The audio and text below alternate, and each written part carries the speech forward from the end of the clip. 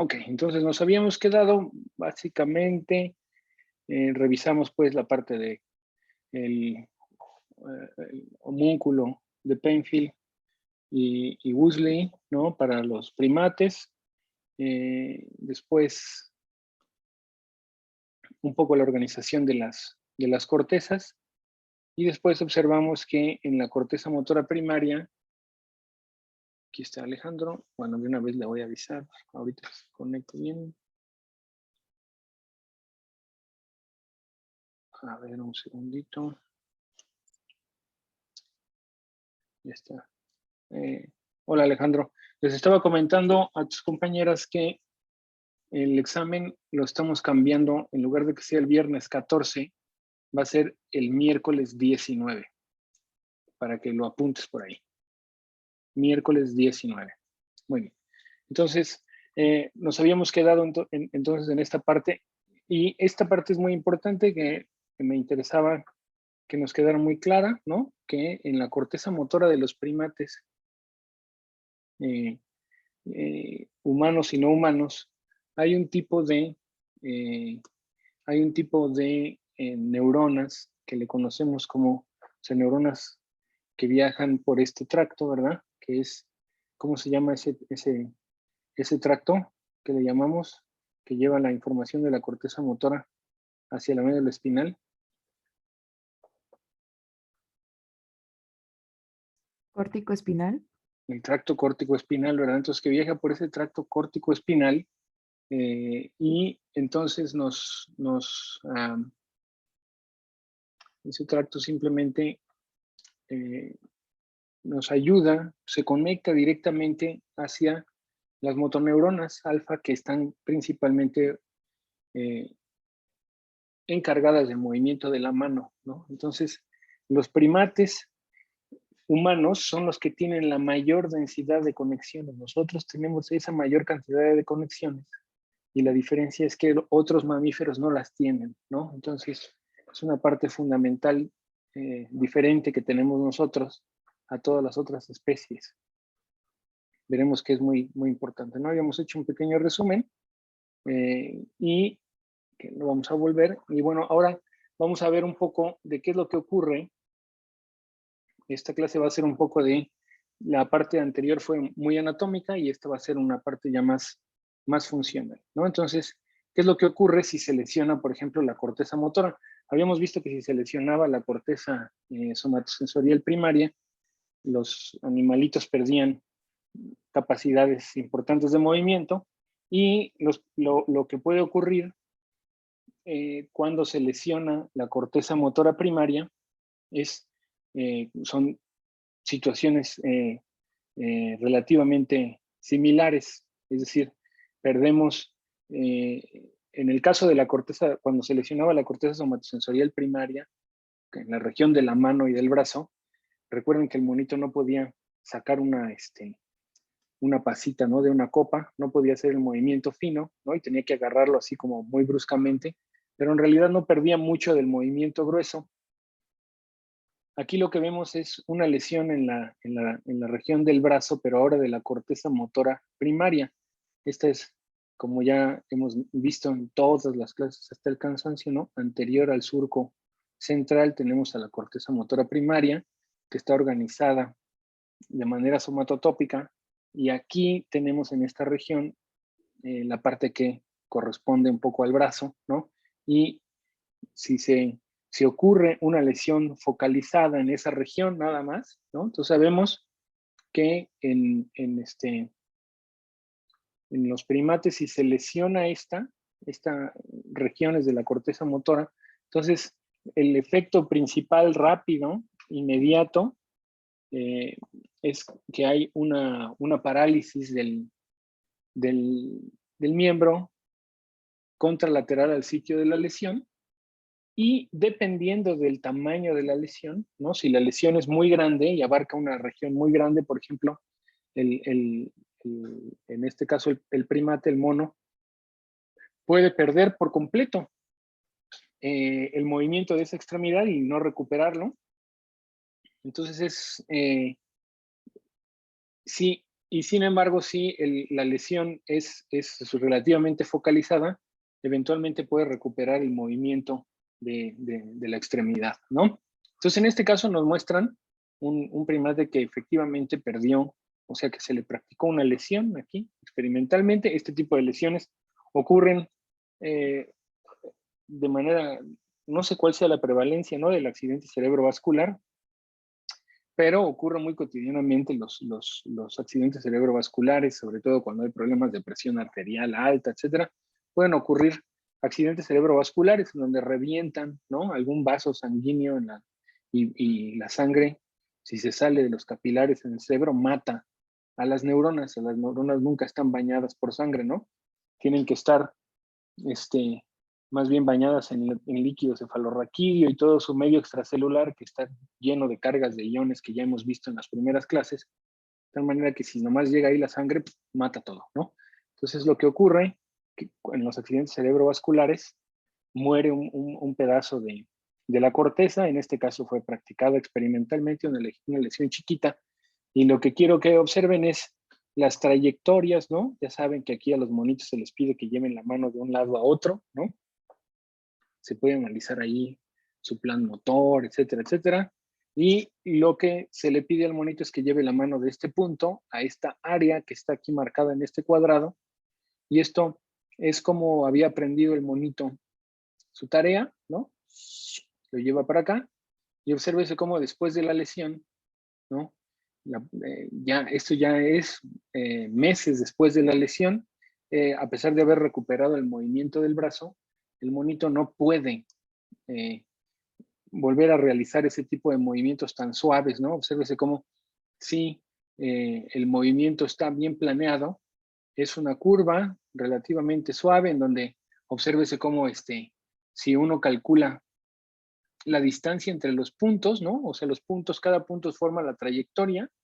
Entonces, si uno calculara la distancia que hay entre los puntos, se podría obtener, y supiéramos cada cuándo se dibujó un punto, ¿no? Si sabemos cada cuándo dibujaron un punto y qué distancia hay entre los puntos, podríamos determinar a qué velocidad va ese movimiento. Y como ya sabíamos en las clases anteriores, lo que hace nuestro plan motor y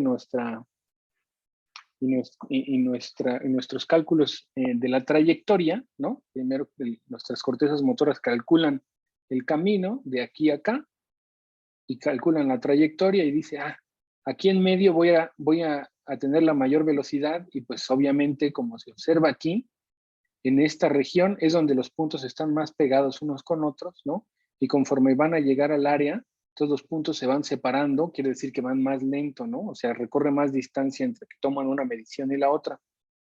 Entonces, estas trayectorias verdes, pues siguen muy claramente esas reglas que hemos visto en las clases anteriores, mientras que una vez que está lesionado el mono, ya podemos observar que el camino no está bien planeado, ¿no? O sea, en lugar de ir de aquí a acá con una trayectoria casi recta y con una velocidad máxima aquí, el mono se ve que tiene diferentes, primero una trayectoria hacia acá que pareciera un camino de aquí a acá y luego otro camino de acá para acá, ¿no? Después se sale normalmente del target, el monito antes de la lesión no se sale del target, y como se puede observar, hay cambios bien claros a lo largo de toda la trayectoria, ¿no? Entonces, de velocidad, entonces, pues está realmente afectado su plan motor para este movimiento que debería ser relativamente simple, y esto ya es después de un buen tiempo de haber pasado la lesión, ¿no? Y como les menciono, si se hace una lesión muy grande, simplemente no podría o se le paralizaría por completo el bracito. Lo que tenemos aquí, entonces este es un movimiento grueso, ¿no? O sea, inclusive los movimientos gruesos, cuando se lesiona esta región de la corteza motora primaria, pues se afecta sensiblemente el movimiento en sí. Y aquí lo que tenemos es la trayectoria, ¿no?, del desplazamiento de la muñeca, ¿no?, simplemente en los grados de cómo va moviendo su muñeca y cómo antes de la lesión pues tiene una trayectoria de esta manera, ¿no?, un cambio en el ángulo y luego se mantiene así, mientras que después de la lesión los cambios tardan más tiempo, ¿no? Aquí tenemos el tiempo en milisegundos. Entonces, lo que tarda antes de la lesión en llegar a 200 milisegundos, a llegar al tope es más o menos 200 milisegundos, alrededor de 200 milisegundos. Pues 200 milisegundos más tarda en alcanzar el ángulo adecuado cuando está lesionado. Y aquí está el registro de los diferentes músculos, ¿no?, que componen el brazo del mono, y se puede observar claramente cómo los cambios en los ángulos de, bueno, la fuerza, ¿no?, la dinámica de los músculos está muy claramente determinada con un pico, luego una disminución, otro pico, por ejemplo, para este flexor, ¿no? Mientras que después de la lesión, pues efectivamente todo el control de la musculatura, ¿no?, que entonces vendría siendo controlado por la corteza motora, está significativamente diferente, ¿no? Y como les digo, este es un movimiento grueso. Aquí en la siguiente diapositiva nos ponen un ejemplo muy similar al que habíamos visto de la corteza somatosensorial primaria. Entonces, mientras que este tipo de movimientos gruesos, se pueden, si ese monito se sigue entrenando, ¿no? Entonces, ese movimiento grueso se puede llegar a recuperar de alguna manera, y se puede llegar, después de más tiempo de entrenamiento, se puede recuperar un poco y acercarse cada vez más al estadio prelesión. Los movimientos finos que implican, algo que se le conoce como la dexteridad, en inglés dexterity, que es esa habilidad que tenemos de mover cada uno de nuestros deditos así y coordinarlos muy bien. Ese tipo de movimientos se pierde por completo si se lesiona la región de la mano, ¿no? Y, de nuevo, si la lesión es pequeñita en la región de la mano, ¿no?, si nos regresamos hasta nuestro múnculo, obsérvese cómo tenemos una manota, ¿no?, en la corteza. Entonces, si la lesión es pequeña, se puede recuperar cierto nivel de dexteridad. En este caso se practicaron lesiones pequeñas del monito, pero si la lesión es muy grande, simplemente nunca se recupera, ¿no? Y eso sí está claramente mostrado, que esa coordinación completa de nuestros dedos, si la lesión en un accidente cerebrovascular es muy grande, si se le practica una lesión muy grande al mono, entonces no puede recuperar ese tipo de movimientos. Aquí hay una lesión que no es tan grande, y lo que se observa es que en el monito, en la condición normal, a ver, voy a hacer esto por acá, en el monito en la condición normal, lo que tenemos es como agarra es como, o sea, sí se ve como un pedacito de, no sé, de que sea un queso, no sé, ¿no? Algo le pusieron ahí que le gusta al mono, pero se ve claramente cómo lo toca con los dedos, ¿no? Y lo agarra con el índice y el pulgar, y lo retira del agujerito, ¿no? Mientras que cuando está lesionado, el movimiento, al igual que cuando se lesiona la corteza sensorial primaria, el movimiento ya es muy grueso y muy brusco, ¿no? Entonces sabemos que la corteza sensorial primaria y la corteza motora primaria se comunican, como lo vimos en nuestras conexiones, en estas conexiones, ¿no? En F1 o M1, la corteza somatosensorial primaria envía proyecciones directas, y inclusive hay cierta evidencia que indica que, de hecho, la corteza motora primaria, esta corteza que está controlando el movimiento de los deditos, ¿no?, y que son esas neuronas que se llaman córtico-motoneuronas, ¿no? Esas reciben, de hecho, información sensorial directamente desde el tálamo, algunas de ellas, ¿no? Entonces, o sea, si se retira esa información sensorial, o si se mata a esas neuronas de la corteza motora primaria que tiene que ver con el movimiento de la mano, y en particular esas córtico-motoneuronas, entonces el monito simplemente pierde, ¿no?, esta capacidad, y tiene que agarrar las cosas así muy grandes. Y de nuevo, si se lesiona por completo, si se hace una lesión muy grande, entonces ya no va a poder ni hacer eso, ¿no? Ahora, esas lesiones, ¿no? No son nuestra organización córtico-espinal y nuestra organización de la corteza motora es mucho más compleja, pero extremadamente más compleja que en otros mamíferos, como en los gatos o como en los roedores, ¿no? Que si se llega a lesionar la corteza, pues en realidad uno casi no se podría dar cuenta. Si leen el libro ese que siempre les recomiendo de Vilayanur Ramachandran, de Los fantasmas del cerebro, o también algún libro de Oliver Sacks, ¿no?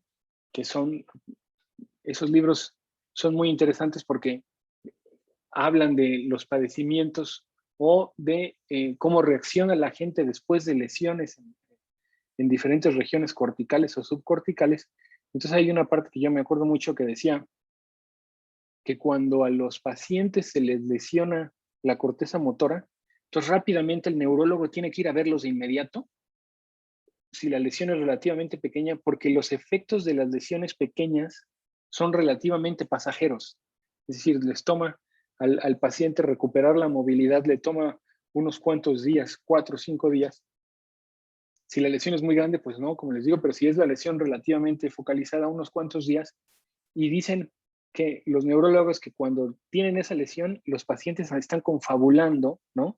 Y les dicen, a ver, por favor, toque aquí trate de agarrar esta pluma, ¿no? Entonces el paciente alcanza y trata de agarrar, pero cuando están lesionados no pueden y los pacientes dicen, no quiero agarrar la pluma ahorita, ya estoy cansado de sus pruebas, le dicen al médico, ¿no? Es una cosa muy reportada, ¿no? Como que el cerebro se defiende de cuando hay una lesión de este tipo y eventualmente recupera un poco la movilidad si la lesión es corta, ¿no? Entonces, lean ese libro, es muy interesante. Pero bueno, eso es lo que pasa con los primates que tienen esa organización compleja. Ahora, los roedores, por ejemplo, les traigo un artículo del grupo de Olbesky, en donde trabajan en ratas, ¿no? Entonces dijeron ellos, se preguntan si la corteza motora, ¿no? O sea, ¿cuál es la función de la corteza motora? Veremos un poco más adelante que esta organización cortical que tenemos tan compleja los humanos y los primates, pues obviamente no es tan sencillo de estudiar, ¿no? O sea, todo esto que hemos estado viendo del plan motor, en dónde está la transformación kinemática, cinemática, extrínseca, las coordenadas cartesianas, las coordenadas de los ángulos que se van a calcular, etcétera, y luego hacer la transformación inversa para ver cómo mover la trayectoria, etcétera. Eso es algo que es muy complicado de encontrar en la actividad neuronal. Y además el tipo de técnicas que se tienen de intervención o para registrar o para entender la dinámica de estas estructuras en humanos y en primates, ¿no? Pues estar altamente limitado por nuestra capacidad de ingresar al cerebro humano, por ejemplo. Ahora con las resonancias, pues, como les digo, se tiene una gran ventaja, pero de todas maneras tiene limitaciones. Por ejemplo, en estas cortezas, pues hay muchos tipos diferentes de neuronas que veremos en un momentito, y saber exactamente cómo funciona una u otra, pues es complejo en estos modelos. Entonces, se pueden utilizar modelos como las ratitas, ¿no? Como usamos aquí en el laboratorio, como usan en este laboratorio, por ejemplo, de este Benseolbesky. Entonces ellos se preguntaron, ¿qué pasaría? Voy a darle un clic más, por aquí debe haber. Entonces, ¿qué pasaría si lesionan la corteza motora de la rata? Y entonces, lo que quiero que observen aquí es el tamaño de la lesión. Este es un cerebrito de rata, ¿no? Visto desde arriba. Entonces, solo quiero que observen el tamaño del hemisferio derecho y el hemisferio izquierdo, ¿no? Esa es toda la corteza. Aquí arriba estaría la parte frontal, que correspondería a esta parte de aquí del mono, ¿no? Esta es la parte frontal del mono, lo estamos viendo de lado, este es un corte sagital o una vista sagital, y esta es una vista superior, de tal manera que estamos viendo acá arriba, lo estamos viendo desde arriba, esta sería la parte frontal y esta sería la parte más caudal. Aquí arriba estaría las cortezas premotoras, y aquí abajo estarían las cortezas visuales, ¿no? Y la corteza motora estaría aquí, ¿no? Entonces el surco central de la rata no tiene un surco, en realidad no se le ve el surco a la rata, no tiene esos pliegues como los humanos, pero sabemos que en esta región, hacia acá adelante está la corteza motora y premotora, y hacia acá atrás, en esta región de aquí, estaría la corteza somatosensorial.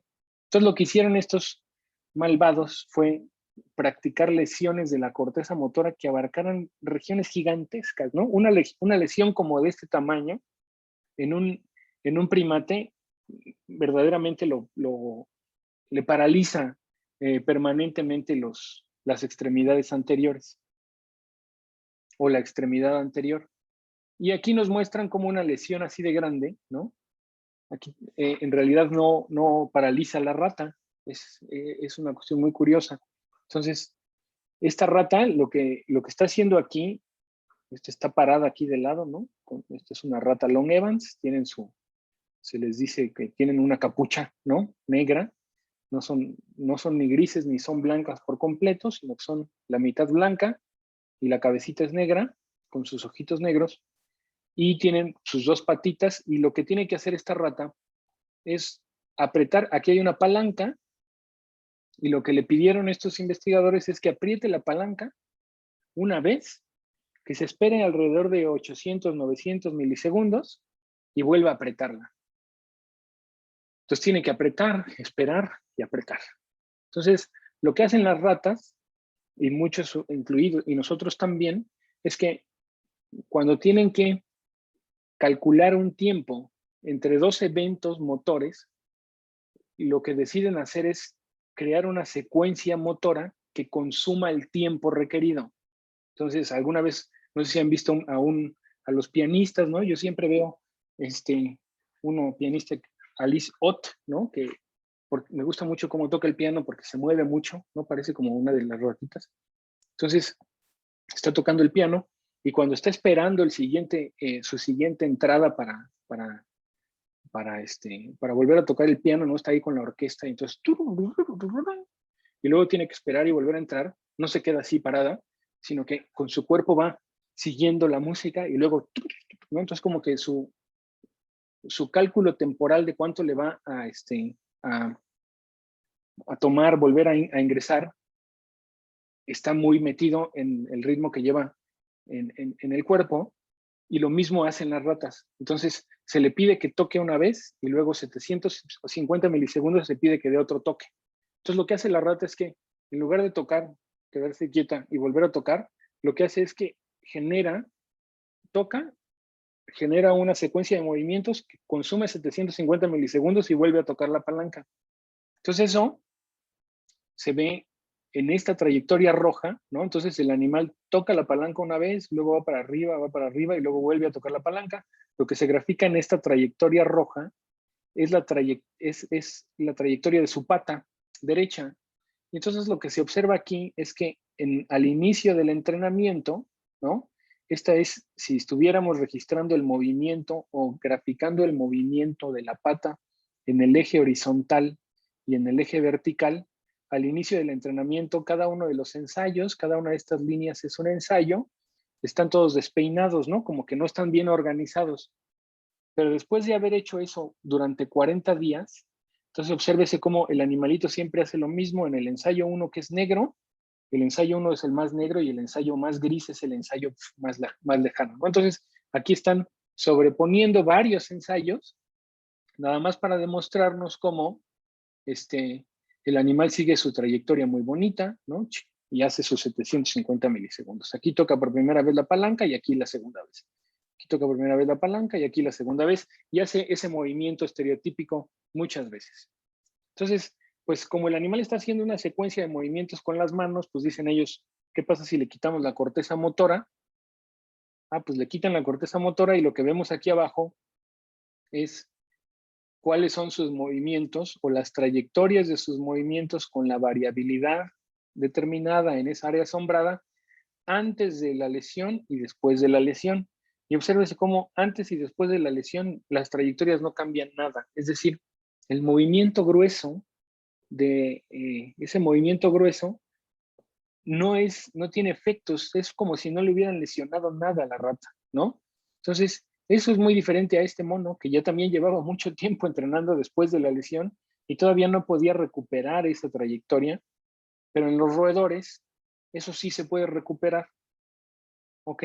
Entonces, lo único que no se puede recuperar para los roedores, ¿no? Y eso es algo que todavía no entendemos muy bien, ni en los humanos ni en los roedores, es que si ustedes hacen esta misma lesión, esta lesión fue realizada cuando el animalito ya conocía la tarea, es decir, ya había entrenado todos esos movimientos, ¿no? Ya entrenó todos sus movimientos, ya lo hace muy bien como aquí, se lesiona la corteza motora y el animalito no le pasa nada, sigue haciéndolo. Ahora, ¿qué pasa si lesionan la corteza motora antes de que el animal esté entrenado? Entonces es lo que nos muestran en esta, observen G, no observen F para no perder tiempo. Esta es la curva de aprendizaje de un animalito normal, es decir, qué tanto tiempo le toma al animal poder realizar secuencias de movimientos tan bonitas como estas de aquí arriba, pues le toma alrededor de 10,000 ensayos, o sea, tampoco es tan sencillo, ¿no? Entrena 10,000 veces y ya le toma y ya se queda muy bien, esa es la curva negra, ¿no? Pero si el animalito antes de aprender esa secuencia de movimientos o desarrollarla se le lesiona la corteza motora, nunca va a poder realizar bien la tarea. Entonces, eso nos muestra en roedores que una de las principales funciones de la corteza motora es no nada más la ejecución del movimiento, como se ve aquí, ya que el movimiento está aprendido, lo puede seguir ejecutando, sino más bien un aspecto importante es cómo se aprende el movimiento, ¿no? Entonces, aquí en este artículo, en estos dos experimentos que nos muestran acá, no estamos viendo las curvas de aprendizaje de estos monos. Estamos viendo una vez que ya aprendieron un movimiento, pero no sabemos qué pasa cuando el mono está tratando de aprender una nueva tarea, ¿no? Entonces esto nos indica varias cosas, este artículo eh, y estos antecedentes nos indican varias cosas interesantes. Una, pues que definitivamente, ¿no? Una obviedad, que las ratas y los monos son muy diferentes, ¿no? Dos, el nivel de control de las extremidades anteriores entre una especie y otra es completamente diferente. Y pues nos plantea la pregunta de cómo estudiar, ¿no? Cómo estudiar el aprendizaje, la recuperación, por ejemplo, cómo podríamos recuperar estos movimientos en primates, ¿no? Si no se pueden modelar tan fácilmente en roedores, porque como se observa aquí, ¿no? Estos roedores no utilizan tanto esa corteza motora como la utilizamos los primates humanos y no humanos, ¿no? Bueno, entonces, con esto, entonces lo único que nos debe quedar claro es que estas cortezas motoras, el sistema motor, y otra cosa importante de aquí, que no debo olvidar, y tenemos aquí en mis notas, ¿no? Es que estas cortezas motoras o el control de los movimientos voluntarios, una vez que ya están aprendidos, lo que nos indica este experimento es que una vez que están aprendidos, otras regiones del cerebro pueden ayudar al animal a realizar esos movimientos. ¿Cómo es posible que este animal que no tiene toda la corteza motora pueda seguir realizando estos movimientos? Pues porque tiene otras partes de los sistemas motores como el cerebelo o los ganglios basales que se ven aquí. Obsérvese cómo está aquí el estriado y está intacto, ¿no? En esta rata, es decir, no está lesionado, está bien. Entonces es una región motora también que nos puede ayudar mucho en el control de los movimientos automáticos y que curiosamente en pacientes parkinsonianos como el que vimos al inicio de nuestro curso, y que tiene afectado el estriado y los ganglios basales, entonces obtener esos movimientos automáticos están como atorados, ¿no? Y se quejan mucho los pacientes parkinsonianos de que no pueden hacer movimientos automáticos. Ya lo veremos en su momento en la clase de ganglios basales. Pero bueno, nos indica entonces que en primates y en nosotros los humanos, los movimientos voluntarios y finos son muy diferentes a los de los roedores. No los podemos recuperar tan fácilmente. Los movimientos gruesos los podemos recuperar relativamente mejor, pero nunca tan rápidamente como los roedores, ¿no? Estos animalitos ni siquiera esta sesión después de la lesión, que es idéntica antes y después, fue 10 días después de haberle practicado la lesión, entonces realmente no le tomó casi nada. El síndrome de la Tourette, nos pregunta Jomara, ¿no? Es un síndrome relacionado con la disfunción de los ganglios basales también, en donde, esa es una muy buena pregunta de Jomara, esa se va a responder en la clase de ganglios basales. Lo que puedo decir en este momento es que esa enfermedad del síndrome de la Tourette está caracterizada por la falta de control de movimientos. Es decir, parece como que tiene el paciente de repente está así tranquilo y le viene un tic, ¿no? Y se le sale un movimiento y no lo puede controlar, ¿no? Entonces dicen, entonces esa enfermedad de Tourette sugiere que una de las funciones principales de los ganglios basales es controlar esa salida motora. También se caracteriza por no nada más tener movimientos físicos, ¿me entienden? Estos movimientos como un tic, como que te hace así, o de repente inclusive las personas hacen algún movimiento de la boca, sino que también insultan, ¿no? Entonces, lo cual también es muy interesante porque nos dice que hay ciertas, o sea, un insulto, además de ser un concepto con una intención, etcétera, etcétera, que tiene una parte cognitiva muy importante, ¿no? El paciente turético reporta que, pues no es que esté queriendo insultar a una persona, pues no la conoce, no tiene una intención de insultar a alguien ni de causar un daño, sino que va caminando por la calle y de repente le sale un hijo de puta, ¿no? Entonces le sale un insulto al paciente de Tourette. Entonces él no dice, bueno, yo no tengo nada contra él, ¿no? Entonces, ¿por qué lo insulta? Nos habla de cómo están cableados las secuencias motoras para producir el habla también, ¿no? Entonces, tampoco puede controlar ese tipo de secuencias motoras, ¿no? Entonces, dependiendo del tipo de padecimiento y depende del paciente, etcétera, pues son padecimientos muy complejos, ¿no? En donde hay algo que no se puede controlar y lo que no se puede controlar son movimientos, ¿no? Y entonces hay una barrera ahí un poco difícil de dibujar entre la secuencia motora para producir un insulto y lo que es el concepto del insulto, ¿no? Entonces no van ellos por la vida ahí todos enojados insultando a la gente, sino que les salen esos insultos y además les salen con esa que parece sí una carga emocional. Es bastante interesante, pero lo veremos en la clase de ganglios basales. Gracias, Juan. Entonces, bueno, esas son diferencias que me parecía que debíamos revisar entre los primates y los roedores. Ahora, ¿qué es lo que está ocurriendo en nuestras cortezas, ¿no? Cuando nosotros nos vamos a mover, ¿no? Entonces, habíamos visto en las clases anteriores de corteza somatosensorial que en las cortezas sensoriales primarias, si ustedes ponen un electrodo de registro como este que está aquí, lo ponen en la corteza somatosensorial, lo que va a ocurrir es que si tocan la mano, pues va a disparar la neurona. Ahora, va a disparar después de que le hayan tocado y va a tener una latencia de alrededor de 15 a 20 milisegundos. En la corteza motora, lo que podemos observar aquí, este es una mano de mono, ¿no? Y se le pidió al monito que hiciera así. ¿No? Nomás se le pide que alce su manita de esta manera.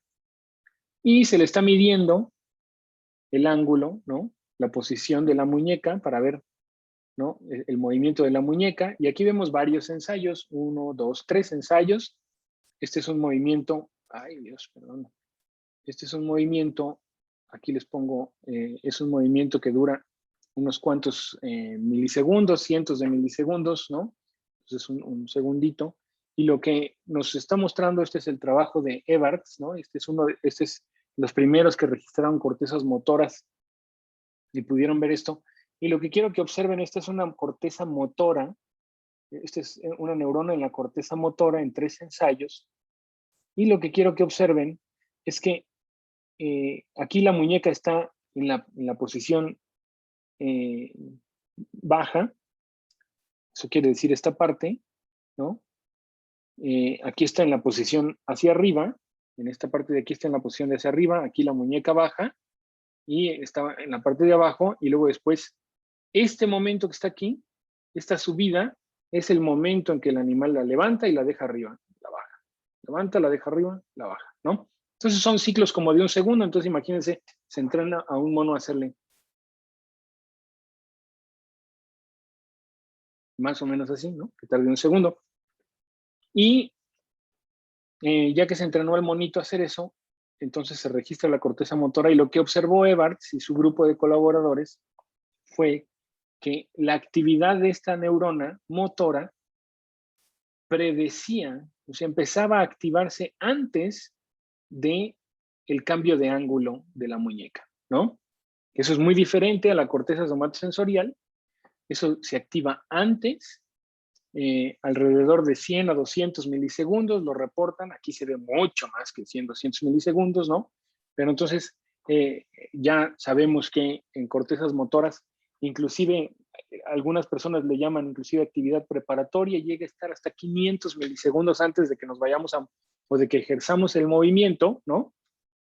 O sea, unos 500, 300 milisegundos antes de que mueva yo la mano así, neuronas en mi corteza motora ya están enviando el mensaje de mover hacia los músculos particulares, ¿no?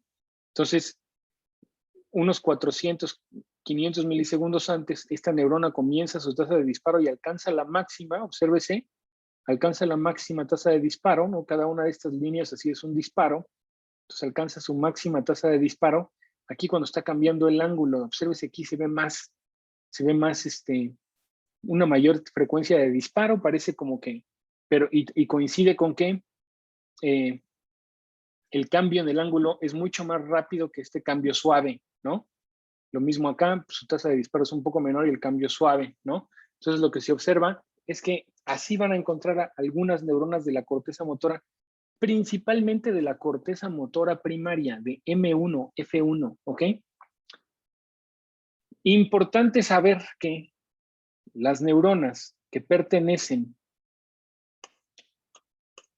a otras cortezas premotoras, o sea, tenemos a la corteza motora primaria, ¿no?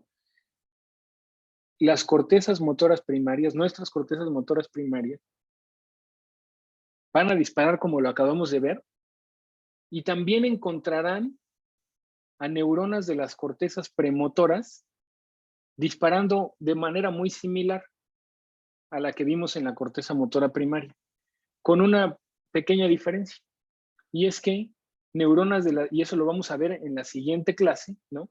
Las neuronas de las cortezas premotoras dispararían de la misma manera dependiendo del contexto.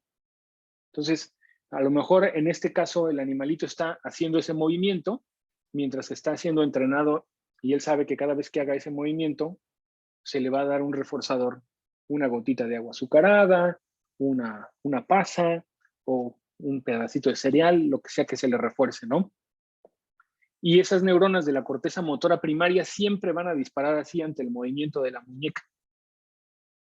Ahorita, después, si ustedes pudieran ir a ver a ese mono cuando va a su jaula, ¿no? Y se pone a hacer su vida de mono, dentro de una jaula, pues esa neurona de la corteza motora primaria haría lo mismo cada vez que el mono está moviendo la mano así. Pero las cortezas premotoras no lo harían siempre, lo harían dependiendo del contexto. Algunas dispararán cuando la muñeca se mueve así, en el contexto de estar trepando un árbol, y otras solamente lo dispararán de esta manera en el contexto de estar involucrados en una tarea como en la que está involucrado este mono, ¿no? Entonces, la diferencia importante entre la corteza motora primaria y las cortezas premotoras es que las cortezas motoras primarias van a disparar de esta manera, es decir, van a disparar antes de el movimiento voluntario, predicen siempre el movimiento voluntario independientemente de en qué contexto se encuentran. Entonces, si nos imaginamos que tenemos a un pianista, ¿no? Y está comandando sus movimientos, la corteza motora primaria siempre se va a activar cuando él esté haciendo esos movimientos aunque esté en el Carnegie Hall dando el mejor concierto más importante de su vida, o aunque esté explicándole a alguien y haciendo el mismo movimiento así frente a una cámara, lo que sea. Mientras que las cortezas premotoras se van a activar en un contexto dependiente, ¿no? Eso lo vamos a ver también más adelante en la siguiente clase. Pero entonces este trabajo de Evarts es una sola neurona, ¿no? Una sola neurona, y me voy a permitir un segundo para tomar.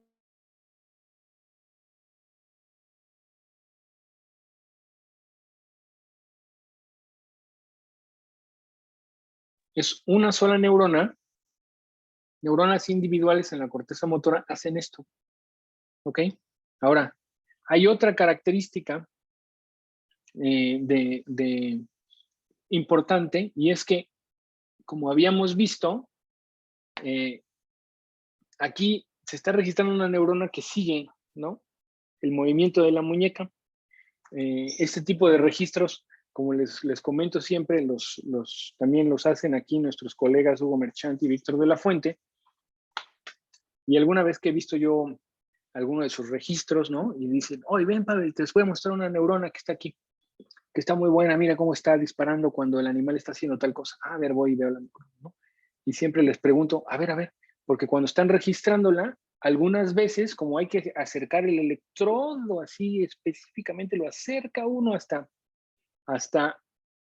unas cuantas micras a un lado de la neurona para poder registrarla. En muchas ocasiones, esa neurona, cuando la están registrando, si hay un movimiento brusco, rápido, lo que sea, se puede morir, la mata el electrodo, la pica y la mata, ¿no? Entonces hay veces que estoy ahí con ellos viendo sus registros y está disparando la neurona, y de repente se muere la neurona. Y dicen, ya se murió la neurona. Ah, caray, ¿cómo que ya se murió? Sí, ya se murió. ¿Y qué pasó? ¿Por qué el mono sigue haciendo lo mismo? Ah, pues porque entonces el mono no parece ser sensible a la muerte de una sola neurona, sino a la muerte de grupos enormes de neuronas, ¿no? Entonces, el movimiento de la muñeca no depende únicamente de la actividad de una neurona, sino depende de la actividad coordinada de muchas neuronas, ¿no? De muchas neuronas que están conectadas a la médula espinal y y que están coordinando varias unidades motoras, ¿no? Están coordinando varias unidades motoras. Entonces, para nuestros movimientos que no son de la mano, nuestros movimientos del brazo, ¿no?, del antebrazo, del hombro, los de las piernas, etcétera, que no están controlados en los primates, que no están controlados por las corticomotoneuronas, es decir, esas neuronas que proyectan directamente hacia las motoneuronas alfa, que controlan los músculos de la mano, para todos los otros movimientos, nuestras neuronas de las cortezas motoras llegan a la región medial de la médula espinal con las interneuronas. Y al tocar a las interneuronas, lo que están haciendo es coordinar la actividad de varias unidades motoras, ¿no? Acuérdense que era la unidad motora, ¿no? Entonces, se coordinan varias unidades motoras y en cambio, las neuronas de la corteza motora primaria, que son las corticomotoneuronas, aquellas que sí se conectan directamente con una motoneurona, esas sí están coordinando unas cuantas, quizás una o dos unidades motoras. Por eso si perdemos esa región ya no vamos a poder controlar bien las manitas, ¿no? Pero lo único que les digo es que en los movimientos estos más gruesos, ¿no?, pues están coordinados por la actividad de varias neuronas, de muchas, no nada más de una. Entonces, si se muere esta, pues a lo mejor no le va a hacer daño al mono, ¿no? Va a tener alguna, pero va a poder seguir moviendo la muñeca. Entonces, eso nos habla de que en la corteza motora hay un código poblacional. Ahorita vamos a ver, este es un concepto importante, el concepto de código poblacional. Vamos a tratar de que nos quede bien claro. Lo que tenemos aquí, obsérvese cómo tenemos esta es una sola neurona registrada y aquí en este dibujo tenemos otra neurona registrada. Esta gráfica es importante que la comprendamos todas, porque la vamos a ver varias veces ya a lo largo de lo que resta de la parte de movimientos voluntarios.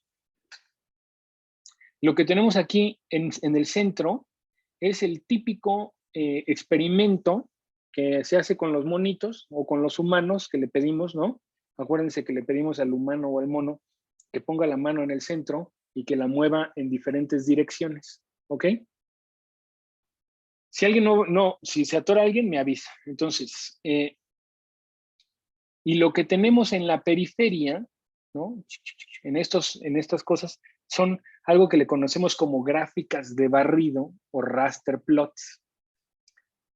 Cada una de las rayitas negras que se ve aquí es el disparo, un disparo de la neurona, ¿no? Entonces yo voy a hacer como que soy la neurona.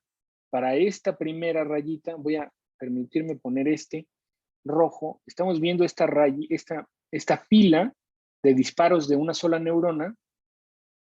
Entonces en este ensayo la neurona va...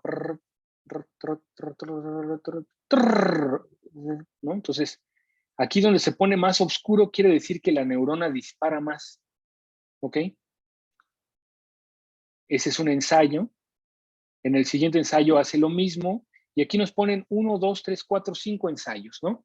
Los alinean todos al momento en que el animal empieza a mover la mano en la dirección de 90 grados hacia el frente, ¿no? Entonces aquí empieza a moverse y lo que podemos observar es que esta neurona incrementa su frecuencia de disparo y luego se calla. Es exactamente lo mismo que vemos aquí para la muñeca. Aquí se empieza a mover la muñeca, este sería 0, y aquí abajo esto sería 0, y entonces la actividad de la neurona empieza a activarse antes de que empiece a moverse la muñeca y se mantiene disparando durante ese momento. Pues aquí imagínense que son un ensayo, 2 ensayos, 3 ensayos, ¿no? Entonces si lo pusiéramos todo junto, se vería como se ve aquí arriba. Ensayo 1, 2, 3, 4, 5, y esta neurona dispara antes de que el animal mueva la mano hacia el frente. Y ahora, esta neurona es la misma neurona, esta es una neurona individual que fue registrada cuando el mono estaba moviendo la mano en todas estas direcciones. Entonces, obsérvese cómo cuando el mono mueve la mano hacia el frente, la neurona dispara antes. Cuando el mono mueve la mano hacia, ya no tanto hacia el frente, sino ya un poco angulado, o ya más angulado, o ya hacia abajo, ¿no? Esa neurona tiende a disparar cuando el mono está moviendo su mano más o menos en aquella dirección. Pero, como se observa aquí claramente, deja de disparar, ya no hay disparos neuronales cuando el mono está moviendo la mano en la dirección opuesta. ¿Ok? Entonces, esta gráfica que vemos aquí tiene 1, 2, 3, 4, 5, 6, 7, 8 direcciones, ¿no? Y lo que nos muestra es que esta neurona individual, ¿no? Esta única neurona, dispara no nada más para una dirección en particular, sino para un pequeño rango de direcciones, ¿no? Más o menos dispara en aquella dirección y deja de disparar en la otra dirección, ¿no? Entonces, como habíamos visto en nuestra primer clase que les mostré las neuronas del sistema visual, que disparaban cuando algo se movía en el ambiente, ¿no? En una dirección particular, nuestra corteza motora hace más o menos lo mismo. Es decir, tiene una curva de sintonía, está sintonizada, esta neurona está sintonizada al movimiento en una dirección. Habrá otra neurona que dispare por completo en la dirección contraria. Va a haber otra neurona que se va a quedar callada cuando el mono mueve la mano hacia la izquierda, pero va a disparar cuando lo mueve a la derecha. Y va a haber otra neurona, esta lo que nos muestran, o lo que nos están tratando de decir aquí, es que esta neurona más bien sus máximas frecuencias de disparo que acompañan bien al movimiento, ¿no? Dispara mucho antes y se queda disparando un poquito después. que se parece mucho a esto, ¿no? Dispara mucho antes y se queda un poco después. Esta neurona estaría más bien sintonizada al movimiento en esa dirección, más o menos. Y no estaría sintonizada al movimiento en la dirección contraria. Entonces, esto es el trabajo de un grupo grande de investigadores liderado por esta persona que se llama Apóstolos Georgopoulos. Entonces, Georgopoulos fue el primero en registrar este tipo de actividad de movimiento con una dirección, ¿no? Y muestra que están sintonizadas las neuronas individuales. Y creó un tipo de representación neuronal que ahora es muy común, ¿no? En donde si nosotros integramos la actividad de esta neurona, ¿no? Para cada una de las direcciones, ¿no? Entonces, obsérvese aquí, me voy a saltar un momento porque quiero que me quede muy bien claro esta, ¿no? Entonces, esta neurona estaríamos diciendo que estaría disparando cada vez que el mono mueve la mano más o menos en esta dirección, dispara un poco menos si la mueve en esta dirección, y ya si la mueve para acá ya no dispara. Entonces, los disparos de esa neurona, ¿no? Están más o menos en esa dirección. Se puede tener otra neurona que vaya en otro lado, y entonces lo que nos muestran en esta figura de aquí, obsérvese cómo hay muchas rayas aquí. Observemos cualquiera de estos grupos de rayas, ¿no? Entonces, cada una de las rayas que se ven así como todas despeinadas aquí, cada una de estas rayitas, representa la actividad de una neurona diferente. Entonces, como se observa en veamos nada más de 180 grados, ¿no?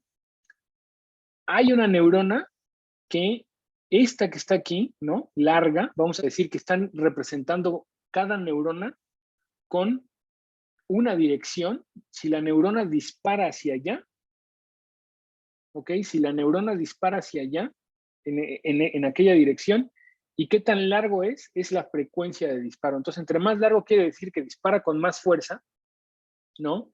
Y entre más corto quiere decir que dispara con menos fuerza y en tal dirección. Entonces, esta neurona que está aquí, del lado izquierdo, que dispara mucho cuando el mono está moviendo la mano en dirección hacia la izquierda, estaría siendo una de estas neuronas que tienen una línea larga apuntando en esta dirección. Y aquí habría muchas otras que tienen una línea muy corta, ¿no? Cuando el mono se está moviendo en esa dirección, o cuando la mano se está moviendo en esa dirección. Ni se ven, están aquí. Y cuando el mono mueve la mano en otra dirección, habrá otras neuronas como esta, ¿no? Como estas neuronas que aumentan su tasa de disparo cuando va hacia acá. Ahora, ¿qué es lo que nos quiere decir o lo que nos están diciendo en esto? Es que si ustedes observaran la actividad, ¿no? Observamos nada más un punto, observen nada más este punto, ¿no? Si observamos la actividad de muchas neuronas simultáneamente, no nada más de una como esta, no voy a quitarlo. Si observamos la actividad de esta neurona, podríamos decir, ay, bueno, el mono como que se está moviendo la mano como que está moviendo en esa dirección. Como que no sabemos muy bien, pero como que se estaría moviendo entre este punto y hacia este punto, ¿no? Es un rango amplio.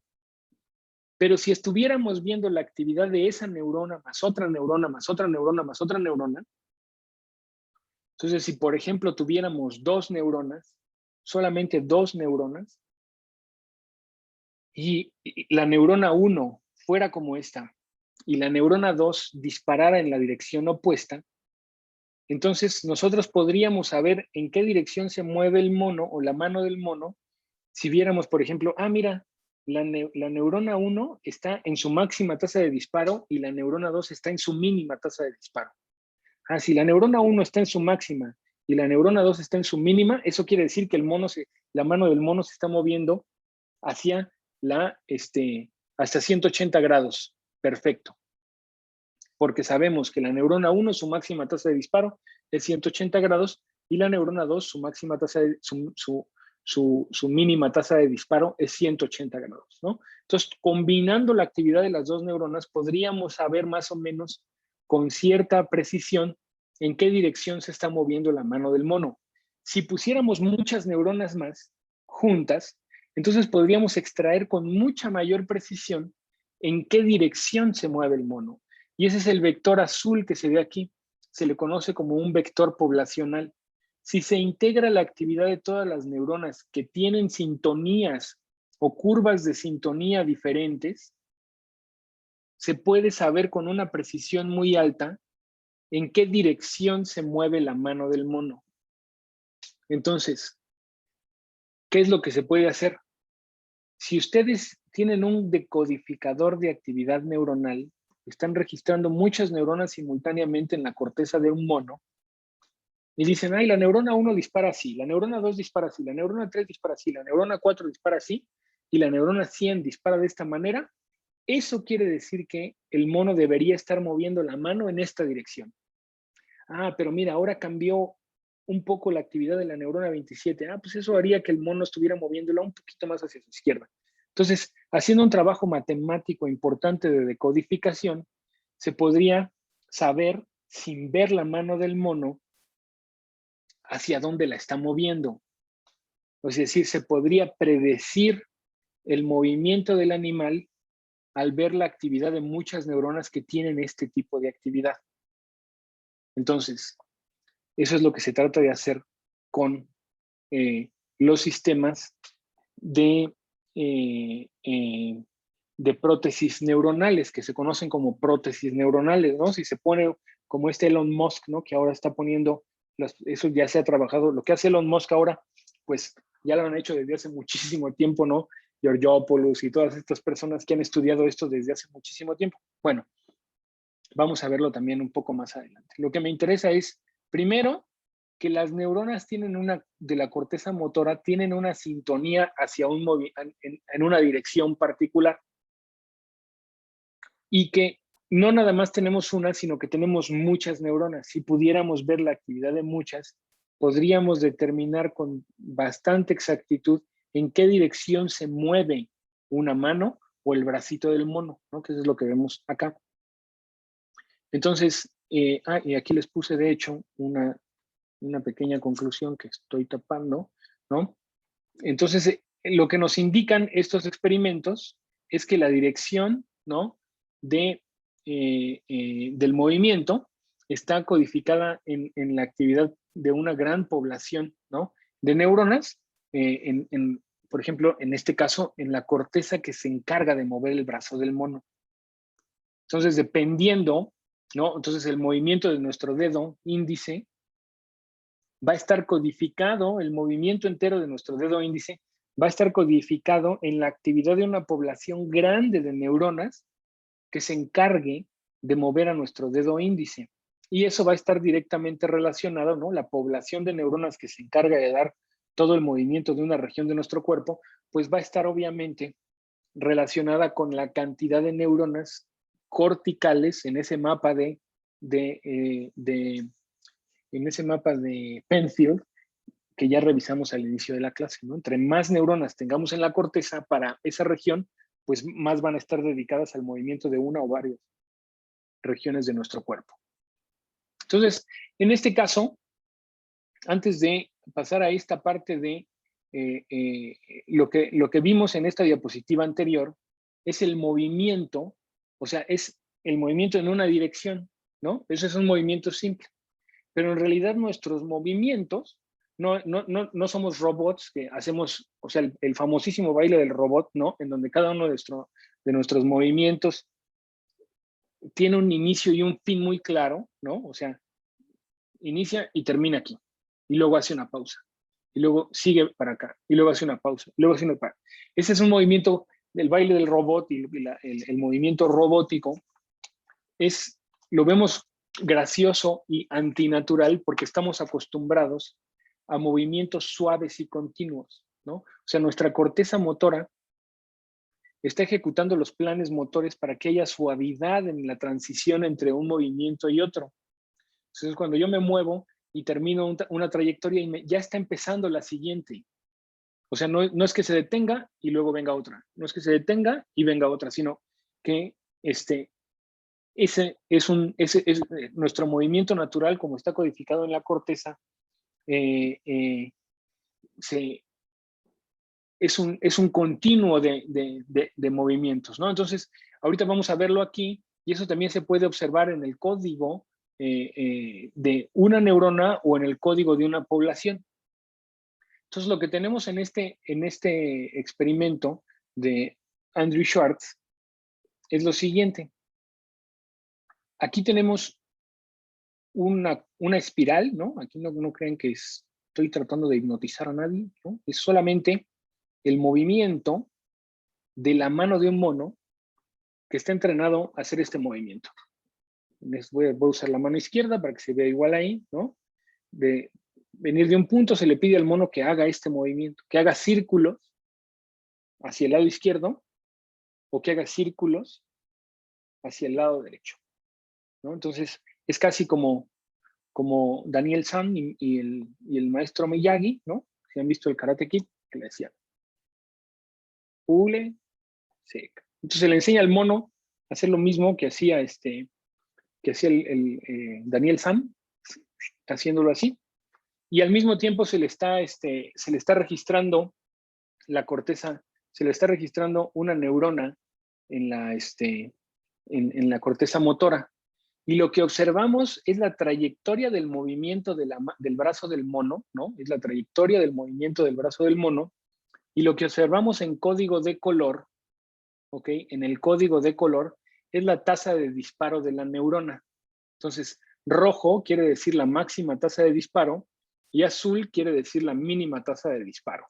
Entonces, si lo ponemos, como se ve aquí, rojo sería esta parte negra y azul sería esta parte blanca. O sea, dispara más, dispara menos. Entonces lo voy a hacer porque había un video que no pude encontrar donde se escuchaba la actividad de la neurona. Entonces básicamente lo que hace es... Entonces cuando está el mono moviendo la mano, la máxima tasa de disparo ocurre aquí y luego baja, ¿no? Bueno, eso se ve muy claramente también en el video de la ratita que les presenté alguna vez, ¿no? Que cuando va moviendo la pata, hace... Entonces, no es que se quede callada la neurona cuando el movimiento está en esta fase, sino que la neurona lo va siguiendo todo, va haciendo... O sea, aumenta y disminuye la tasa de disparo y así va siguiendo el movimiento del brazo. Y si lo hace al revés, ¿no? Entonces la tasa de disparo cambia al mismo tiempo. Eso es lo que vemos en esta parte de aquí.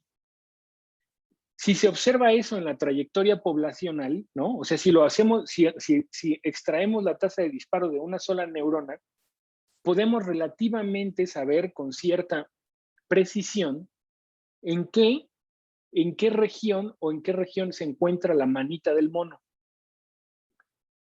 Pero si lo hacemos viendo a varias neuronas, podemos tener una idea mucho más clara, ¿no? Entonces, eso es un tipo de análisis de poblaciones neuronales, ¿no? Que nos vamos a detener muy rápidamente, ¿no? Entonces, lo que observamos aquí es la actividad de una sola neurona y lo que observamos aquí son cómo se predicen las trayectorias del movimiento del mono, es decir, aquí no estamos en sí viendo la trayectoria del movimiento del mono, sino la estamos prediciendo, o este investigador la estaba prediciendo, sin ver al mono, la estaba prediciendo de escuchar la actividad de varias neuronas registradas simultáneamente, ¿no? Y esto se ve literalmente así, como una trayectoria. Les invito a leer los papers de Hugo, ¿no? Que hace eso. También nosotros tenemos algunos papers al respecto. Y quiero que nada más les muestro cómo se vería la trayectoria si fueran solamente dos neuronas, ¿no? Entonces, imagínense que esta es la frecuencia de disparo de la neurona 1 y esta es la frecuencia de disparo de la neurona 2 y esto que tenemos aquí es el tiempo, ¿no? Entonces, esta neurona dispara como si fuera una patita del animal, ¿no? Imagínense, o el movimiento cíclico, y la otra está todo el tiempo disparando, ¿no? Entonces, ¿qué pasaría si hacemos eso, ¿no? O sea, ¿cómo podríamos integrar la actividad de estas dos neuronas? Entonces, lo que se hace es que se toma una ventana de tiempo como esta, ¿no? Y se pregunta, oye, ¿en qué frecuencia de disparo está la neurona 1? Aquí está la tasa de disparo de la neurona 1, que sería la de aquí abajo, la de aquí arriba, ¿ok?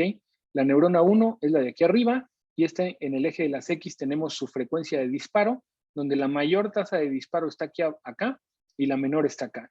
Y para la neurona 2, tenemos la mayor frecuencia de disparo aquí arriba, y la menor acá abajo. Entonces, en este momento del universo, el bin 1 de tiempo, la neurona 1 tiene muy baja tasa de disparo, 0.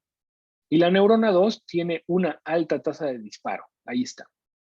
En el bin 2, la neurona 1 se mantiene con una tasa de disparo baja, pero aumenta un poquito, por eso se pone aquí. Y la neurona 2 disminuye su tasa de disparo. En el momento 3, la neurona 1, que está aquí abajo, aumenta su tasa de, perdón, la neurona 2 aumenta su tasa de disparo nuevamente, ¿no? Vuelve a llegar a este punto, y la neurona 1 ahora tiene una mayor tasa de disparo y por eso se viene para acá. En el momento 4, ambas bajan la neurona 1 ahora tiene una mayor tasa de disparo y por eso se grafica hasta acá, y la neurona 2 tiene una baja tasa de disparo y se grafica acá. Y en este momento, ambas neuronas tienen una baja tasa de disparo, por lo cual se grafica hacia acá, ¿no? Entonces, si nosotros seguimos la gráfica y trazamos una línea, ¿no? Si seguimos la gráfica y trazamos una línea de la neurona 2 contra la neurona 1, aquí ya se ve una trayectoria de esta población de 2 neuronas, ¿no? O sea, si lo siguiéramos por todo el tiempo, podríamos ir siguiendo la trayectoria de la actividad de las 2 neuronas. Ahora, si tenemos muchas más neuronas, como en este caso, necesitamos algoritmos un poco más complejos, pero las trayectorias nos van dando mayor precisión, ¿no? Entonces la trayectoria se puede ir haciendo más suave, ¿no? De la actividad neuronal, no se ve como esto tan robótico, vamos a decirlo de alguna manera, ¿no? Sino que la actividad nos da una trayectoria más suave, nos permite hacer una reconstrucción más clara de lo que está ocurriendo en esa actividad neuronal, pero lo que es impresionante es que si se hace este mismo tipo de análisis, ¿no? En una gran población de neuronas de la corteza motora, como lo vimos acá, se puede reconstruir de manera fidedigna y precisa la trayectoria del movimiento de la mano del mono. Entonces, si ya pudiéramos registrar la actividad de todas esas neuronas simultáneamente, ¿no? Y podemos predecir en ese grado, ¿no? Este es un solo grado vamos a decir que este es un solo grado de libertad, ¿no? Porque estamos viendo un movimiento en 2 dimensiones, ¿no? Entonces ya pudiéramos predecir ese movimiento en dos dimensiones. Entonces, teóricamente, al ver la actividad de esas neuronas, nosotros podríamos mover algo. Por ejemplo, ahí cuando si han visto algún capítulo de Doctor House que hay una persona paralizada y le ponen ahí unos electrodos en la cabeza y la persona se puede comunicar relativamente con moviendo un cursor en la pantalla, ¿no? Bueno, pues si se registraran muchas neuronas de la corteza motora, se podría reconstruir un movimiento en tal dimensión. Si quisiéramos reconstruir un movimiento completo, requeriríamos muchas más neuronas, ¿no? Entonces, ese es el objetivo, ¿no?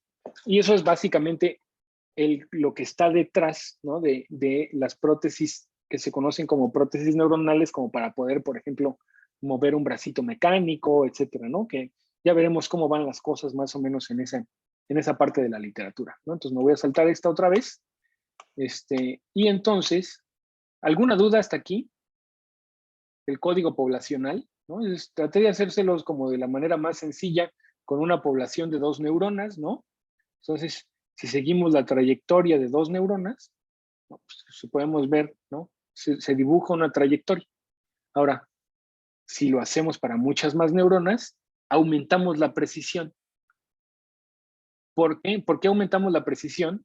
Pues porque si lo hacemos para 2 neuronas, como una neurona que dispare su máxima tasa de disparo cuando está moviendo la mano hacia la izquierda y otra que dispare su mínima tasa de disparo cuando lo esté moviendo a la izquierda y viceversa, pues entonces nos vamos a perder mucho de todos los otros ángulos de movimiento. Pero si en cambio tenemos una plétora de neuronas que cada una tiene su sintonía y las sintonías se sobrelapan unas con otras, entonces podemos definir con mayor precisión todo el movimiento del brazo. Bueno, ¿dudas hasta aquí? No parece haber dudas. Muy bien, entonces seguimos. Seguimos, muy bien. Entonces, me voy a ir un poco más rápido. Entonces, eso que nos mostró la gráfica anterior nos indica muy claramente que la dirección del movimiento está codificada o puede verse, extraerse de la actividad poblacional. Es decir, aquello que habíamos visto en nuestras clases anteriores, ¿no? De hoy, aquí está la corteza motora que va a ser el plan motor. Obsérvese, esto es, me parece a mí como casi como mágico, ¿no? Es que si vemos la actividad de una neurona que dispara antes del movimiento de la muñeca, una sola, y ahora lo escalamos a muchas neuronas y nos imaginamos aquellos conceptos que habíamos visto de un plan motor en donde se tenía que determinar la trayectoria y el camino hacia un lugar. Y después vemos este experimento poblacional de Andrew Schwartz. Lo combinamos con este y vemos la actividad de estas neuronas está disparando antes de que ocurra el movimiento. Antes de que ocurra el movimiento.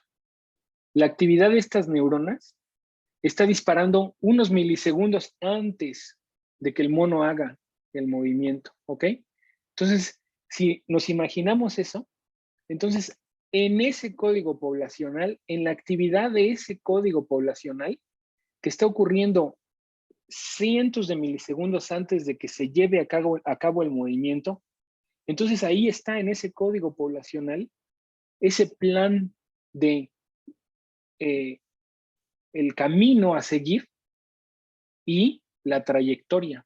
O sea, como podemos ver, el hecho de poder dibujar estas trayectorias ya nos está indicando que ahí ya viene codificada el camino y la trayectoria que implica la velocidad, ¿no? Entonces, este es digamos que cuando estos, pues por eso están en los libros de texto, ¿no? Porque eso que es tan complejo de entender, ¿no? ¿Cómo le hará el cerebro, ¿no? Para crear esas trayectorias antes de que se mueva, pues en esa población se codifica por lo menos la dirección. Es una población y en este caso la complejidad se va a ir haciendo mayor, ¿no? Pero entonces ya tenemos por lo menos un indicador, hasta este momento de la clase tenemos un indicador de cómo se estaría codificando en el cerebro la dirección del movimiento.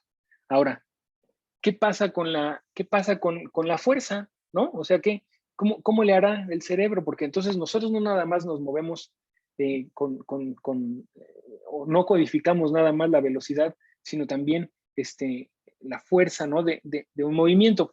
Entonces aquí tenemos un artículo muy bonito, también me parece que es de Ebert, entonces en donde lo que ellos hacen es que tienen aquí pues su monito, ¿no? Su primate, le sostienen su mano para que no la muevan, lo que les interesa es registrar únicamente el movimiento de la muñeca, ¿no?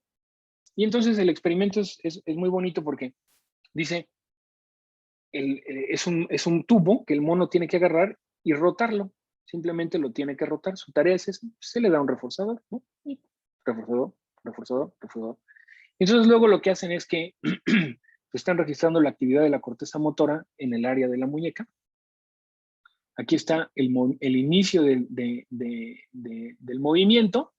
Esta es la actividad muscular, ¿no? La flexión, el flexor, ¿no? Está flexionando la muñeca y el extensor pues, se calla, ¿no? Como ya habíamos visto, ¿no?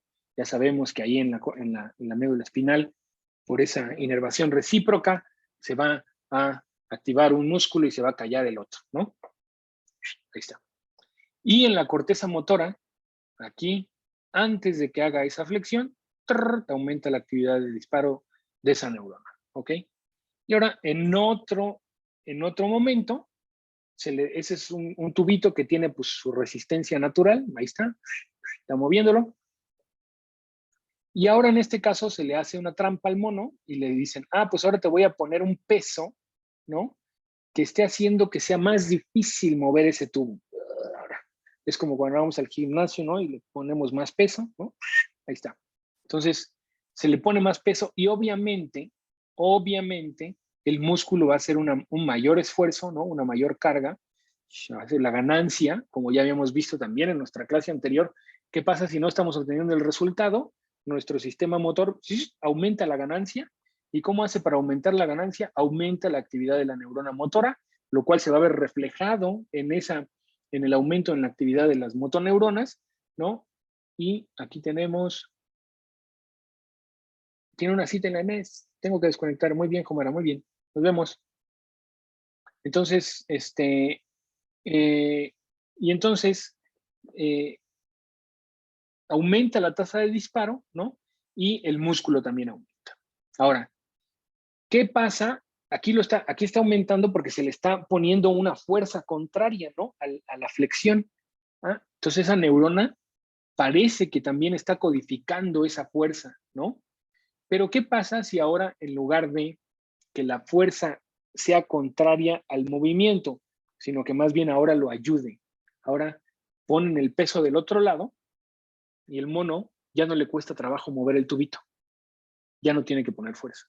Pues la neurona deja de disparar, ¿no? Entonces, eso nos indica que el mono o que esa neurona, algunas de ellas, vamos a ver que habrá otras que sigan disparando, pero algunas de las neuronas en la corteza motora no nada más son sensibles a la dirección del movimiento, en este caso es en la dirección de un ángulo muy particular, ¿ok? Es solamente una flexión.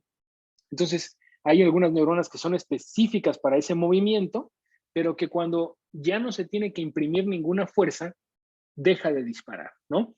Entonces, ya no nada más nos está indicando que esa corteza motora está implicada en la dirección, ¿no? Y en la trayectoria, sino que también está implicada en esos mecanismos de ganancia del movimiento, ¿no? Entonces esta neurona podría ayudar a ganar fuerza cuando se requiere hacer un movimiento en una dirección particular. Si estuviera siendo parte de ese ensamble, ¿no? Así se le llama un ensamble, como un ensamble musical, también verán que hay ensambles neuronales, ¿no? Ese ensamble, si esa neurona fuera parte del ensamble que está codificando el movimiento completo, ¿no? Entonces, esa neurona aportaría algo si en ese movimiento general, además se tuviera que poner una fuerza, ¿no? Entonces, no, ¿eso qué nos indica? Pues nos indica que no nada más hay una codificación de la cinemática, sino también de la cinética, ¿no? De la fuerza que hay que imprimir a los músculos para poder obtener el movimiento deseado. Entonces, en este caso, lo que nos muestran, y déjenme ver si no se me pasa algo del vector poblacional, ¿no? Entonces, muy bien. Entonces, aquí, en este caso, lo que tenemos es el mismo experimento que estamos viendo en este caso, ¿no? Pero en lugar de hacer un movimiento de la muñeca, ahora es el movimiento entero del brazo, como lo habíamos visto en los experimentos. Ahí está. ¿Por qué se tarda tanto? O sea, como lo habíamos visto en estos experimentos, ¿no? Entonces aquí tenemos los vectores poblacionales cuando el mono tiene que estar moviendo la mano en una dirección, ¿no? Y como ya les había dicho, ¿no? Si se requiere un cambio de fuerza, ¿no? Entonces en este caso se le está pidiendo al mono que haga exactamente los mismos movimientos, es el vector poblacional hacia la izquierda y el vector poblacional hacia el lado derecho, y lo que nos muestran todas estos vectores poblacionales aquí alrededor es qué pasa con el vector poblacional cuando el mono está moviendo la mano hacia la izquierda. Ese siempre va a ser, en este caso, el movimiento siempre va a ser hacia la izquierda, y lo que nos están mostrando es qué ocurre con ese vector poblacional si se le opone una fuerza en alguna de estas direcciones. Entonces, este es el vector, el de aquí en medio es el vector poblacional cuando tiene que moverse a 180 grados. En este caso de aquí arriba, es el mismo vector poblacional que se tiene que mover a 180 grados, pero en el caso de que se le esté oponiendo una fuerza en aquella dirección, ¿no? ¡Ay! Se le opone una fuerza en esa dirección y entonces el mono tiene que hacer más fuerza y entonces su vector poblacional crece. Obsérvese cómo las flechas azules nos indican cómo esas neuronas aumentan su frecuencia de disparo y el vector poblacional crece en esa dirección para oponerle resistencia a esa fuerza. Si ahora la fuerza le está ayudando, el vector poblacional se hace chiquito, como se ve aquí, porque la fuerza del movimiento ya le está ayudando al mono, ¿no? Entonces, observarán que cuando la fuerza que se opone al movimiento del brazo es completamente la contraria al movimiento deseado, el vector poblacional crece muchísimo en esa dirección. Es decir, ¿eso qué nos está diciendo? Nos está diciendo pues que en ese vector poblacional de la corteza motora, y en este caso estamos hablando de la corteza motora primaria, se codifica la dirección, se codifica la trayectoria, se codifica la fuerza con la que se hace el movimiento, ¿no? Entonces, si se requiere más movimiento, las neuronas que disparan en esa dirección van a aumentar su frecuencia de disparo y el mono va a poder contrarrestar esa fuerza en esa dirección. Y lo mismo, pues, cuando se le pone el B, cuando el mono tiene que mover la mano hacia el lado derecho, pero ahora la fuerza va en contra, ¿no? Entonces, lo único, pues, es ese concepto, ¿no? Que esto es prácticamente lo mismo. Me voy a ir un poco más rápido porque quería acabar esta hoy, pero todavía nos hace falta un montón. Ay, qué triste. Bueno, entonces, el vector poblacional, entonces, aumenta su fuerza poblacional, su frecuencia de disparo, cuando se le opone una fuerza al movimiento. Entonces, el siguiente paso en complejidad es que quizás como, a lo mejor se los puse por acá, sí. Entonces, en estas regiones corticales, ¿no? No tenemos un solo tipo de neuronas. Hay muchos tipos de neuronas. Hay un microcircuito, le llamamos entero, que está compuesto por neuronas piramidales, neuronas esteladas, interneuronas, etcétera, etcétera.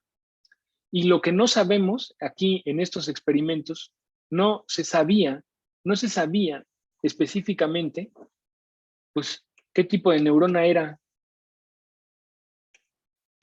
esta. O sea, por ejemplo, esta neurona, no se sabe qué tipo de neurona es. Es muy probable que sea una neurona del tracto piramidal, ¿no?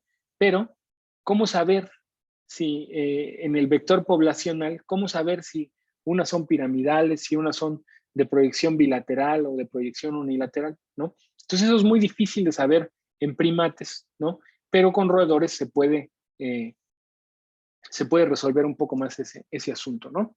Entonces, aquí lo único que les muestro es que en esta gráfica nos vamos a quedar únicamente con la gráfica de la izquierda, ¿no? Y lo único que les está mostrando es, en este caso, se le pide, este es un experimento muy, muy bonito porque en lugar de que se mueva la mano hacia algún lado u otro, al monito se le da un tubito como el que acabamos de ver, pero el tubo no se puede mover, no se mueve el tubo. Detecta la fuerza que el mono está imprimiendo, pero el tubo no se mueve.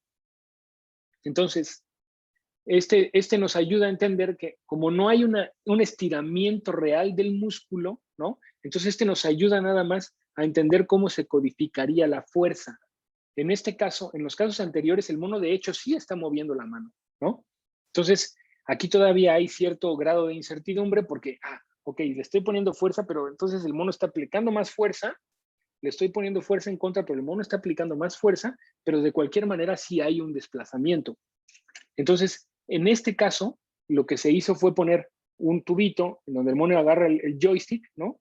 Y trata de moverlo, pero el joystick está fijo, no se mueve. Solamente el joystick lo único que hace es medir la fuerza que el mono le imprime en diferentes direcciones, ¿no? Y eso, pues entonces es lo que se conoce como el torque estático, ¿no? Entonces es como que solamente estoy imprimiendo fuerza, pero de hecho no estoy moviendo el músculo, ¿no? Entonces ya verán ahí que hay unos ejercicios de gimnasio que dicen torque estático y ahí está la persona, se sostiene en una sola posición, ¿no? Y que eso sirve mucho. Bueno, no sé. Pero bueno, si se registran a varias neuronas, lo que se muestra es que conforme el mono aumenta el torque, se van reclutando más y más y más neuronas, ¿no?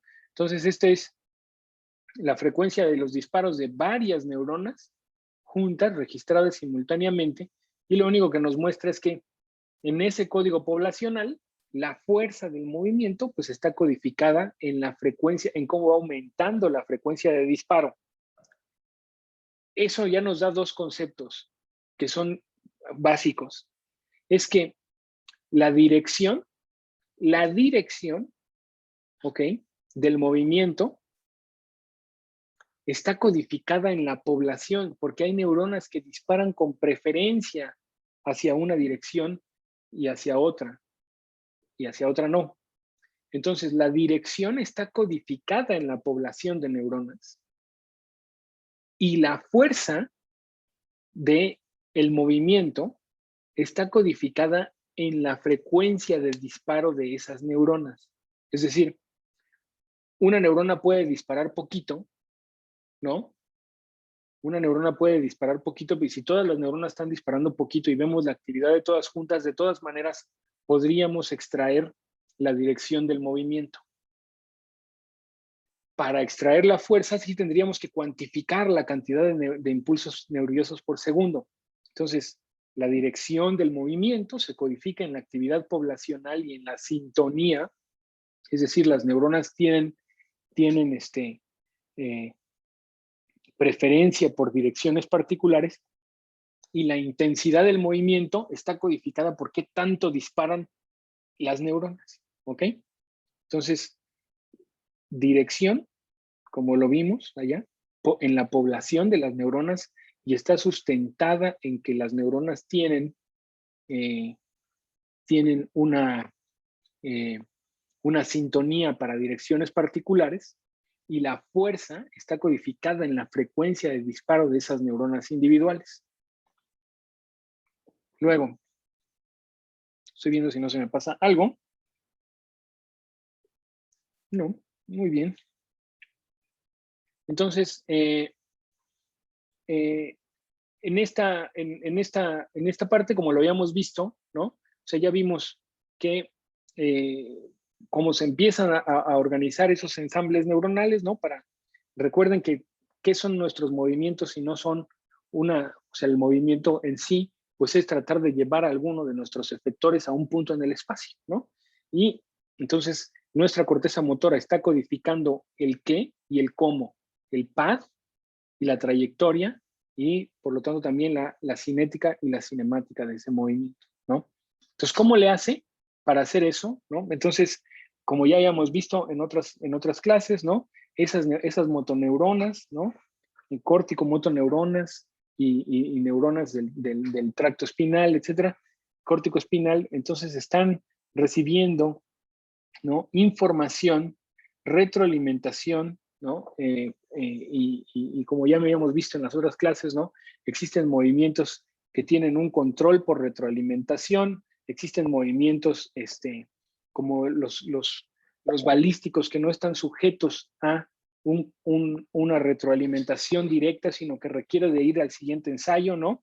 Etcétera, etcétera. Entonces, cuando los movimientos, ¿no?, requieren ese movimiento más largo, pues es fundamental que la información sensorial, visual, de S1, somatosensorial, estén llegando o estén reportándole a la corteza motora, ¿no? Para poder realizar tanto si la trayectoria del movimiento es muy rápida, ¿no? Pues entonces va a ser un movimiento balístico y solamente va a poder corregirlo hasta el siguiente ensayo, pero si es una cuestión más lenta va a ser sujeta a mecanismos de retroalimentación y va a requerir entonces de la retroalimentación continua de las cortezas somatosensoriales primarias y visuales y áreas parietales, ¿no? Que son las que vemos aquí atrás. Entonces, aquí nos muestra para nuestra mano y el control de nuestras extremidades superiores, tanto en primates humanos como no humanos, ¿no? estas representaciones que acabamos de ver, como les había mencionado un poco ya antes, algunas cortezas motoras, por ejemplo, las premotoras dependen del contexto, pero la corteza motora primaria siempre dispara. Sugerirían, ¿no?, que cierto nivel de rigidez, es decir, esta representación en la corteza motora primaria tiene un nivel de rigidez particular en el grueso de la representación, ¿no? Nuestra mano, casi que aquí me la estoy empujando la mano izquierda, ¿no? O sea, sabemos que en esta región particular, por ahí está la mano. O sea, si me voy más acá abajo, no, ahí ya no está la mano, ¿no? Si me voy más acá arriba, no, ahí ya no está la mano. Entonces, esa representación general es bastante robusta, pero la particularidad, ¿no? Esta particularidad ya más fina tiene un nivel relativamente amplio de libertad. Es decir, no hay una, se puede entrenar, se puede modificar, etc. Entonces, en este caso, les muestro la representación, ¿no? Obsérvese, este es un monito, ¿no? Y aquí están, el experimento fue estimularle todas estas regiones, este es rostral hacia acá adelante, ¿no? Y medial, pues estamos viendo la corteza desde arriba, rostral sería esta parte, ¿no? Y medial hacia acá sería lateral, ¿no? Entonces, estamos viendo, vamos a decir que el hemisferio izquierdo del mono, esta es la parte más rostral, más anterior de la corteza motora primaria, y esta es la parte más medial, y hacia acá estaría la parte más dorsal, y lo que hacen es estimularle diferentes regiones de la corteza, y ven qué músculos de la mano se le mueven, ¿ok? Entonces, pues a ver, miren, yo le toco, yo ya sé que en esa región va a estar los dedos. En general ya lo saben, ¿no? Y ahora se van hacia lo particular y ven, si le toco aquí, ¿no? Hay una flexión del dedo. Estos amarillos son flexiones del dedo, obsérvese, ¿no? Luego, esta es una extensión del dedo en estos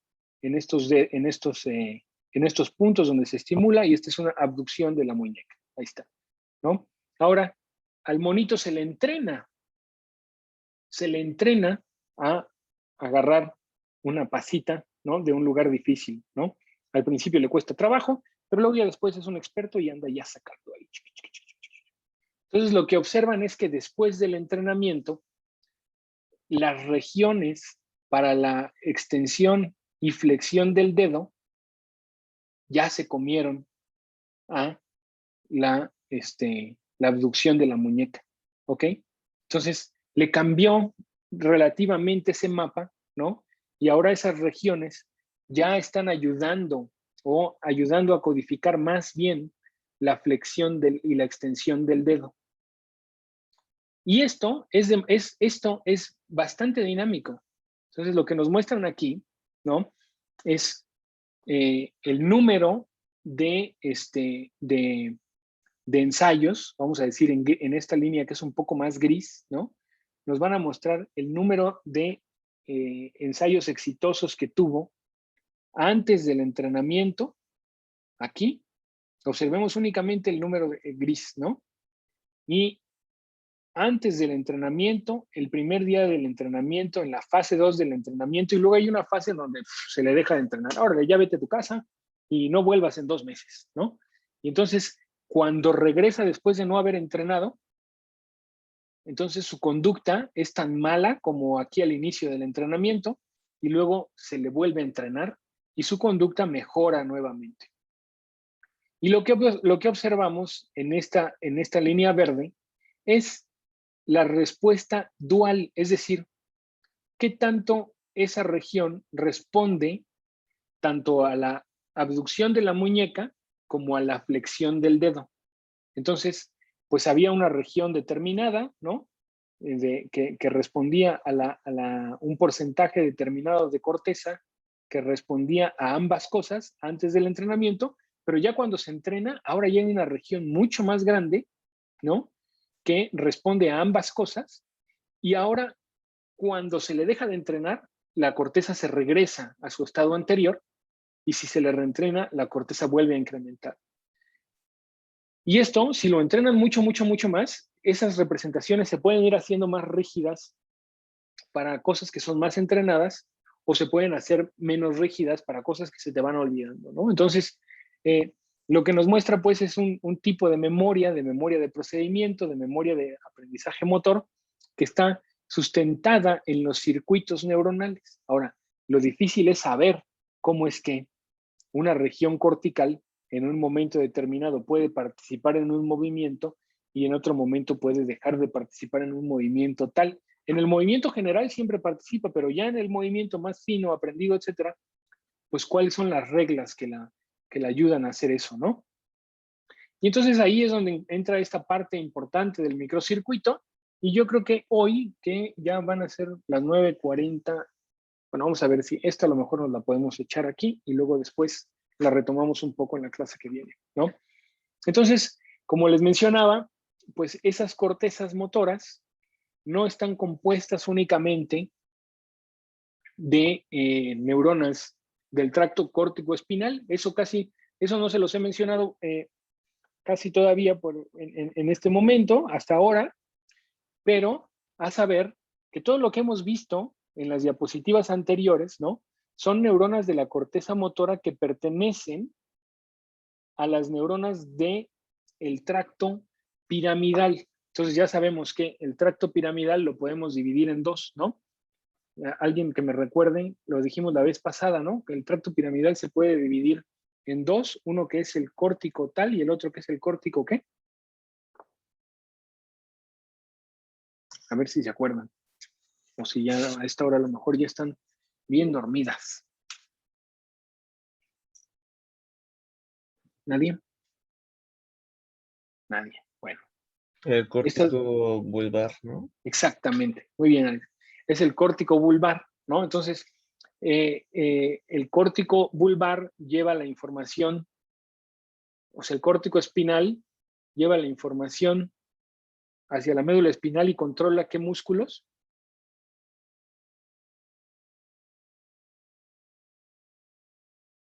El espinal, los del cuerpo y el vulvar, los de la cara. Los de la cara. Muy bien, excelente. Entonces, no nada más existen en la corteza motora, no nada más existen las neuronas del tracto piramidal. Esas neuronas del tracto piramidal, mucha atención a esto, ahí nos vamos a quedar hoy, ese es un concepto que es altamente probable que se los pregunten en el examen. Las neuronas del tracto piramidal tienen la característica de proyectar ipsilateralmente, es decir, solo en ese hemisferio, si hay una neurona del tracto piramidal en el hemisferio izquierdo, ella proyecta sus axones a través de ese tracto piramidal y llegan, ya sea a través del córtico espinal o a través del córtico vulvar, se decusan y llegan para controlar a las motoneuronas del lado contralateral. Pero en su camino, dejan colaterales en regiones subcorticales, como los ganglios basales, estos involucrados en el Parkinson, ¿no? Entonces dejan proyecciones ipsilaterales, es decir, en el mismo hemisferio, en los ganglios basales. Luego van para abajo. Pero en esa misma corteza motora hay otras neuronas que se conocen como las neuronas no del tracto piramidal. Aquí las van a encontrar como PT, las del tracto piramidal, Pyramidal Tract Neurons, sino otro tipo de neuronas que también se conocen como neuronas intertelencefálicas. Eso quiere decir que se quedan en el telencéfalo, ¿no? Intertelencefálicas. Esas no mandan información a través del tracto piramidal. Esas lo que hacen es enviar información hacia regiones subcorticales como los ganglios basales, pero también envían una proyección a través del cuerpo calloso que coordina o que se comunica con otras neuronas corticales de la corteza homóloga contralateral. Es decir, como mis ratas que vieron que hacían un movimiento con las dos manos, ¿no? Entonces, esas neuronas que ayudan a coordinar el movimiento de la mano derecha y la mano izquierda, pues de alguna manera se tienen que coordinar el hemisferio derecho y el izquierdo, ¿ok? Entonces, las neuronas intertelencefálicas envían información hacia los ganglios basales, no envían información a través del tracto piramidal, no envían información hacia la médula espinal. Sirven para comunicación intracortical e intercortical. O sea, se comunican con otras de sus coleguitas aquí al lado, pero también envían información a través de el cuerpo calloso hacia al otro hemisferio y hacia el otro estriado. Entonces, hay además de esas neuronas principales del tracto piramidal e intertelencefálicas, existen otras neuronas, ¿no? Que se conocen como interneuronas, ¿no? Ya están, aquí las habíamos visto, ¿no? La neurona parvalbúmina positiva, la somatostatina positiva, hay muchos tipos de interneuronas, grandes cantidades de interneuronas, y todas esas forman un microcircuito cortical que estaría ayudando a crear esos códigos poblacionales para el movimiento de nuestras extremidades, con diferentes velocidades, con diferentes tiempos, etcétera, etcétera, ¿no? Entonces, hasta ahí vamos a dejar aquí y vamos a ver cómo modificar estas neuronas de este microcircuito tiene mucho que ver con la flexibilidad de nuestra corteza para poder aprender nuevos movimientos o para poder desaprender movimientos que ya no estamos usando, ¿no? Como se ve en el caso de esta sencilla gráfica. Muy bien. Entonces, hasta aquí vamos a dejar. Dejo de compartir y dejo de